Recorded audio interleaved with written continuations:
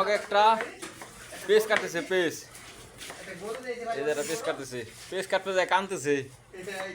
এই যে এই লোকটা পেস কাটতে যায় বলে কান্দে, কাম হইলো। এই যে এক কষাই,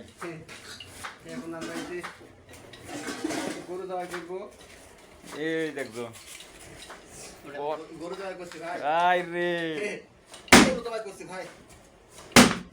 কোন থামছ গরু?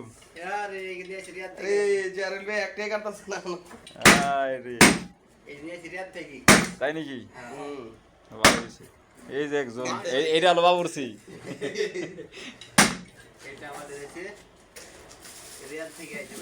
তাই নাকি?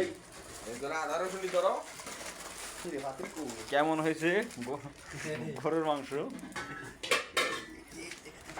গরু না খাসি। এই যে